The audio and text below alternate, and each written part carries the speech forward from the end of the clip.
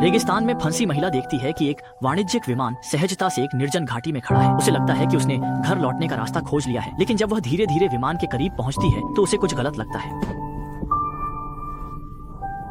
चाहे वह कितनी भी जोर से मदद के लिए चिल्लाए, विशाल विमान में न तो कोई जवाब था और न ही कोई हलचल, बल्कि उसमें अजीब सी खामोशी थी जिससे महिला का दिल ठंड। इसलिए वह फिर से यात्री कक्ष में गई, लेकिन जितनी अधिक उम्मीद थी उतनी ही अधिक निराशा भी। एक चक्कर लगाने के बाद उसे केवल एक खाली पानी की बाल्टी ही उपयोगी लगी, और जब अन्ना निराश हो गई तो उसने बस खिड़की के बाहर एक नजर डाली और एक समाधान का विचार किया। इसके बाद वह पहले हैंगर में गई। अन्ना ने पूरी ताकत से टायर को धकेलते हुए उसे बाहर फेंक दिया। जैसे ही आग की लपटें धीरे धीरे उठने लगी, एक घना काला धुआं आसमान की ओर फैलने लगा। उसे लगा कि अन्ना फिर से मदद का इंतजार करेगी, लेकिन उसने सीधे नदी के किनारे जाकर एक प्लास्टिक कप से खाली बाल्टी में पानी भरना शुरू कर दिया, जबकि उसकी आंखें बार बार दूर की ओर देख रही थी, जैसे कुछ कीमती चीज उसका इंतजार कर रही हो। और अजीब बात यह थी कि महिला जो प्यास से तड़प रही थी, वह पानी की बाल्टी उठाने में मेहनत कर रही थी, लेकिन एक घूंट पानी पीने के लिए तैयार नहीं थी। जब अन्ना अपने लक्ष्य तक पहुंचती तो वह एक सच का सामना करती है। वह पाती है कि जीवंत और चंचल छोटा लड़का अब अपनी आंखें बंद किए हुए है, बल्कि उसके सफेद चेहरे पर लाल धब्बे भी हैं। अन्ना अपनी आंखों पर विश्वास नहीं कर सकी, लेकिन चाहे वह कितनी भी जोर से कार की खिड़की पर चिल्लाए, बच्चा भी प्रतिक्रिया नहीं दे रहा था, जैसे सो रहा।